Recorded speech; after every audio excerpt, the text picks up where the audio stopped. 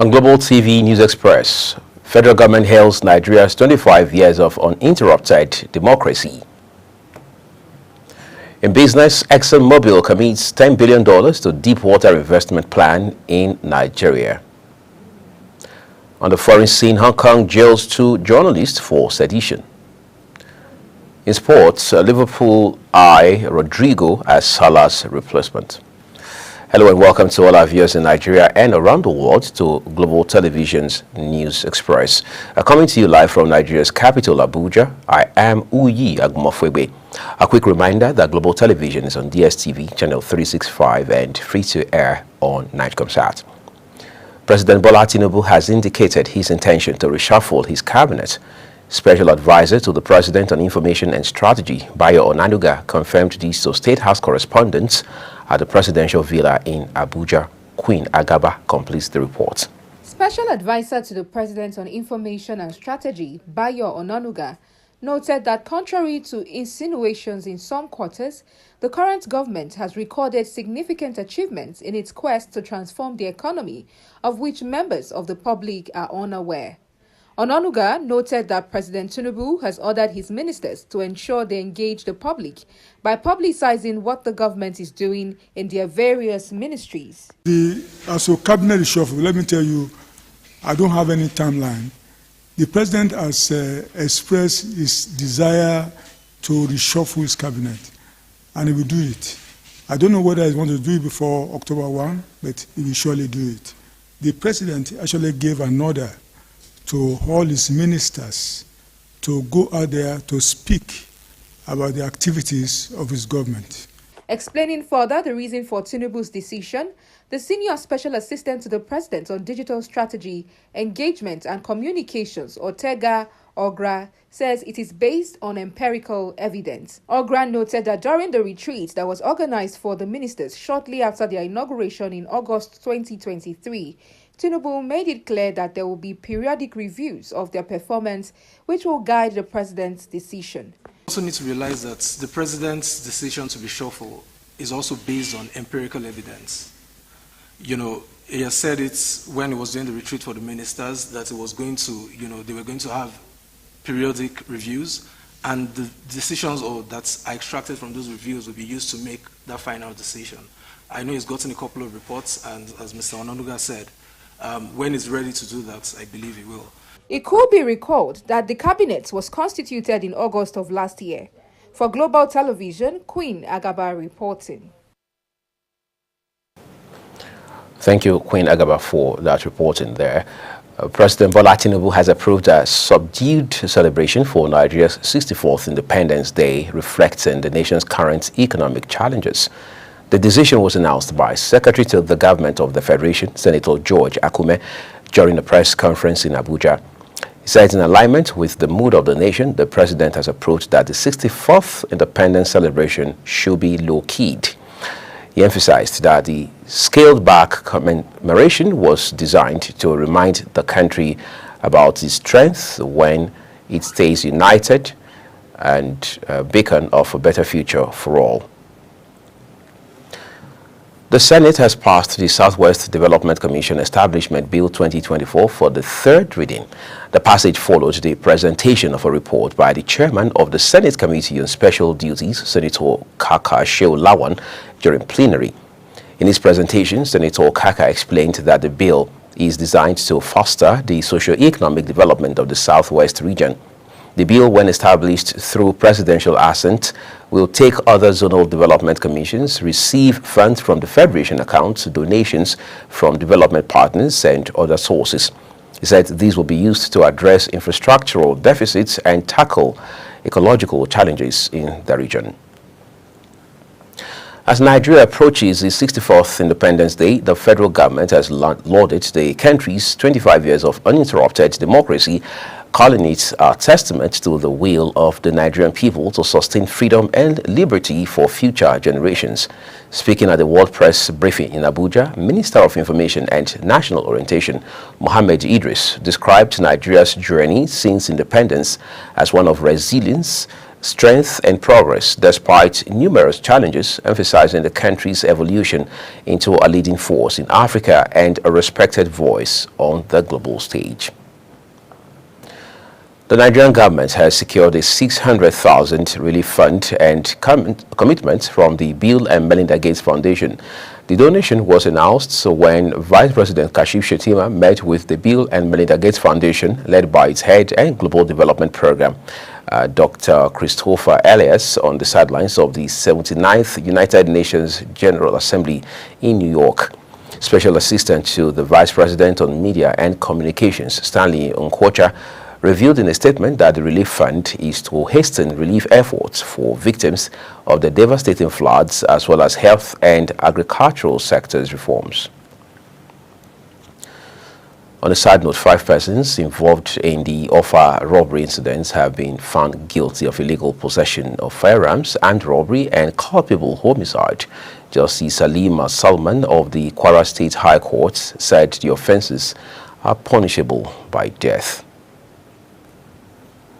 As part of preparations for the local government elections scheduled for October 9, 2024, Plateau State Independent Electoral Commission has announced plans to hold a mock election on Saturday, September 28.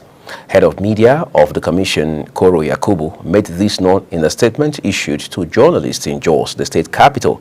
She explained that the exercise is aimed at testing and running the development of the deployed voter verification software for the election using live voters. According to her, the mock election will be conducted in 6 selected local governments across the state's senatorial districts and will take place between 9 a.m. and 12 p.m. The Nigerian Senate has confirmed Justice Kudirat Kekere-Ekun as substantive Chief Justice of Nigeria. She is the 23rd person to hold this esteemed position and the second female to do so. Justice Kekere-Ekun's confirmation followed a request from President Bola Tinubu, who nominated her for the role. The plenary, led by President of the Senate, Godswill Akpabio, suspended its rules to allow Kekere-Ekun answer questions during the confirmation hearing. During the screening process, lawmakers questioned her on various judicial matters. I will ensure that the code of conduct is fully complied with. I will ensure that there is zero tolerance for corruption. Kekere-Ekun emphasized the importance of maintaining judicial integrity and adhering to ethical standards. She argued that there should be limits on cases reaching the Supreme Court, particularly regarding pre-election matters, stressing that such cases should conclude at the Court of Appeal, while highlighting the need for timely handling of petitions by the National Judicial Council. Justice Kekere-Ekun also called for measures to insulate the judiciary from external influences. I am of the view that many matters should terminate at the Court of Appeal, especially into interlocutory appeals. There's also a situation where pre-election matters come all the way to the Supreme Court, whereas in national and state assembly elections, the substantive elections terminate at the Court of Appeal. Before this appointment, Justice Kekere-Ekun had been acting as CJN since August 23, 2024, following Justice Kayode Ariwola's retirement. She has served as a Supreme Court Justice since 2013 and is recognized for her significant contributions to Nigeria's judiciary. Uyi Agmofwebe, reporting for Global Television News.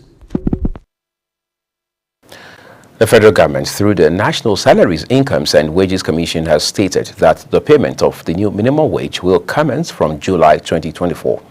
The Commission's chairman, Ekbo Nta, said this during a press briefing in Abuja, where it stated that this was because the date in question was when the president approved the bill after the National Assembly had passed it. The development is contrary to an earlier statement by a Minister of State for Labor, Nkiruka Onyeji-Ocha, who said the payment would commence on May 1, 2024. The Federal Executive Council is proposing a bill that will see 30% of allocations received by the Tertiary Education Trust Fund go to the student loan scheme. The bill seeks to amend Section 3 of the Tertiary Education Trust Fund Act number 16, 2011, labeled Establishment of the Tertiary Education Trust Fund. Special Advisor to the President on Information and Strategy, Bayo Onanuga, revealed these while briefing State House correspondents at the Aso Rock Villa in Abuja. Onanuga says they form a part of the Omnibus Economic Stabilization Bills 2024 was considered and approved at the Council for onward transmission to the National Assembly. In a different development, the Federal Executive Council is proposing an amendment to the National Identity Management Commission to allow for foreigners living in the country to be issued the National Identification Number (NIN). The Council also proposed the Economic Stabilization Bill to pave way for the taxing of foreigners living and working in the country. The two proposed legislations are aimed at expanding the scope of registrable persons to include foreign individuals with the taxable presence or taxable source of income in the country and make provisions for the mandatory use of national identification number for transactions which are relevant for tax administrations and related matters. Imo State Independent Electoral Commission has issued certificates of return to the 27 elected local government chairmen across the state. Chairman of the commission, Charles Ejogu, says the event is in line with the Electoral Act. Imo State correspondent Marachi Ibe completes the report. This is Imo State Independent Electoral Commission, ISEC, in Owerri, capital of the state. The Commission's office is filled to the brim as politicians and well-wishers come in their numbers to witness the collection of certificates of return by the elected 27 local government chairmen across the state. The Commission will formally hand over certificates of return to the council chairman. And what has just happened in Imo State is a concrete demonstration of the will and determination of the people. Some of the elected chairmen expressed joy. What are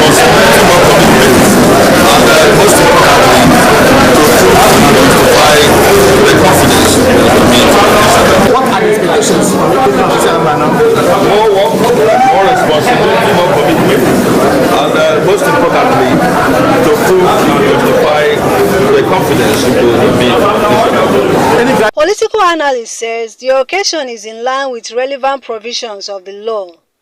Recall that Saturday's election witnessed the ruling All Progressive Congress, APC, sweeping the local government areas election by winning the 27 local government areas across the state.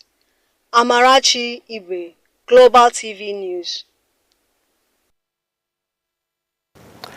The Federal High Court sitting in Kano has rejected an application by the All Progressives Congress APC to stop the state's Independent Electoral Commission from conducting the local government election. In a motion ex parte filed on September 20 before Justice Simon Amobeda by the APC and Aminu Aliyu Tiga against the state's electoral umpire, Kano State House of Assembly, Attorney General and Commissioner of Justice, as well as 11 other defendants, the plaintiffs urged the court to grant an interim injunction to restrain the conduct of the cancelled election across all 44 local government areas of the state. The plaintiffs also sought the leave of the court for an interim injunction directing all parties to maintain status quo and for the electoral body particularly to stay further actions regarding the preparation for the conduct of the poll in Kano pending the hearing and determination of the motion on notice. As part of efforts to sanitize the drug distribution channels in Lagos State, pharmacists have urged Governor Babajide Sanwo-Olu to replicate the coordinated wholesale center established in Kano State to help combat the issue of fake drugs.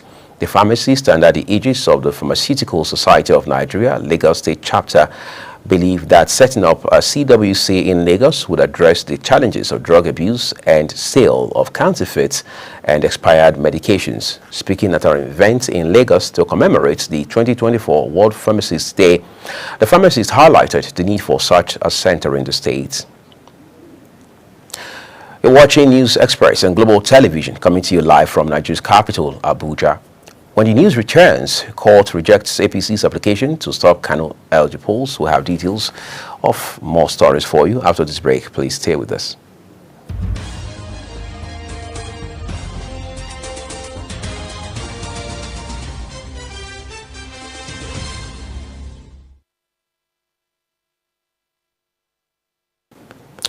This is Global Television, bringing you live broadcast of News Express with Uyi Agmofwebe. Thank you so very much for your time with us. Now, time to talk business. President Bola Tinubu says extracting raw minerals in Africa without processing locally is keeping the continent poor and underdeveloped. President Tinubu made this observation while delivering his keynote address during the African Minerals Strategy Group meeting on the sidelines of the ongoing 79th session of the United Nations General Assembly in New York, United States, where he was represented by Vice President Kashim Shettima. The president warned against the dire consequences of Africa's long-standing profile as a supplier of raw minerals to countries of other continents, saying the position had added to the continent's misery. Akwa Ibom State Governor Umo Eno has empowered farmers across the 3 senatorial districts of the state with 12,000 bags of fertilizers and improved seedlings to boost production. Eno announced the package while flagging off the 2024 second planting season at Uruan local government area. He commended the Commissioner for Agriculture, Dr. Ofiong Ofo, and the entire ministry for the passion they have exhibited in carrying out the agricultural revolution vision of the government through the provision of farm inputs, seedlings, fertilizer, and other tools that will ensure a bountiful harvests in the next season. Vice President Kashim Shettima has welcomed ExxonMobil's proposed $10 billion investment in Nigeria's deep water oil operations, describing the initiative as a testament to the administration's economic reforms and investment-friendly policies. This came as the international maritime giant DP World announced plans to develop a multi-billion-dollar port project in Nigeria. The Vice President stated that these during a high-level meeting with ExxonMobil executives on the sidelines of the ongoing 79th session of the United Nations General Assembly in New York.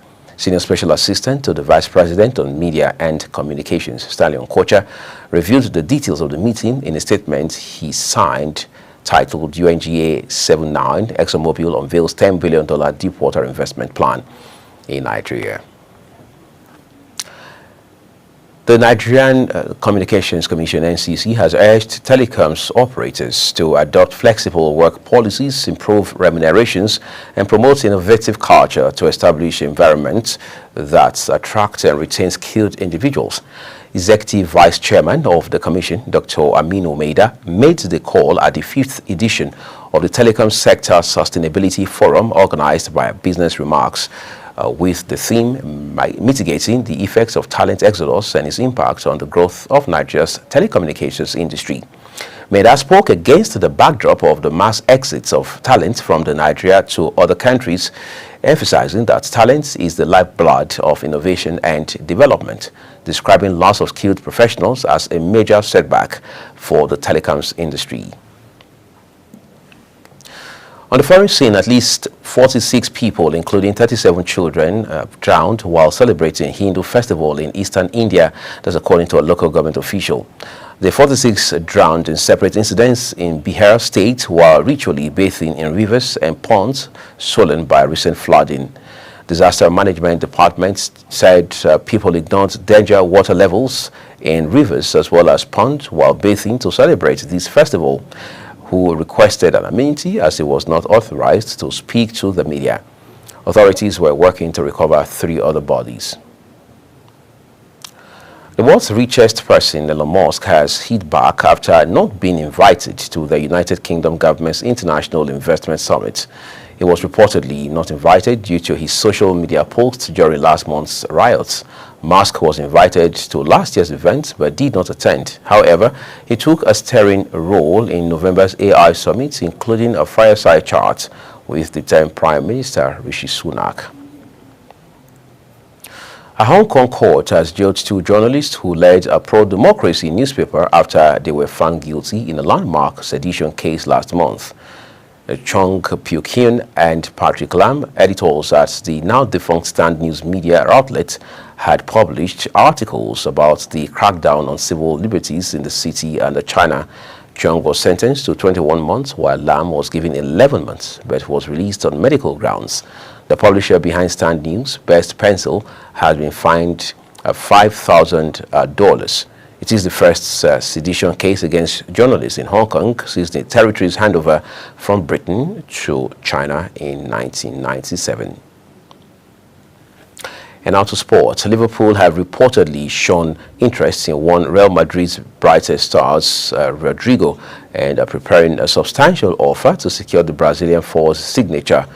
Rodrigo, the 23-year-old rising talent at Real Madrid, could be facing his final months at the Santiago Bernabeu if the Premier League offers prove tempting enough for both him and the Spanish club. Liverpool are among the leading contenders to sign the Brazilian attacker and are reportedly willing to table a bid in the region of 100 million euros. And back home, Nigerian footballers are making waves across European leagues, showcasing their talent and contributing significantly to their respective club successes. From Scotland to France, these players are leaving their mark with impressive goal-scoring records and stellar performances. As we end Global Television's News Express, let's take a quick look at some of our top stories. The federal government has hailed Nigeria's 25 years of uninterrupted democracy. In business, ExxonMobil has committed $10 billion to deepwater investment plan in Nigeria. On the foreign scene, Hong Kong has jailed 2 journalists for sedition. In sports, we told you Liverpool is eyeing Rodrigo as Salah's replacement. And that's what we have for you for the News Express, and it came to you live from Nigeria's capital, Abuja. Just a quick reminder that Global Television is on DSTV, channel 365, and Star Times 276. You can also find us on NightComSat free to air. Use our handle at Global TVNG to find us and follow us across all of our social media platforms. I'm Uyi Agmofwewe. Coming up at top of the hour is The Desk. To stay with Global Television.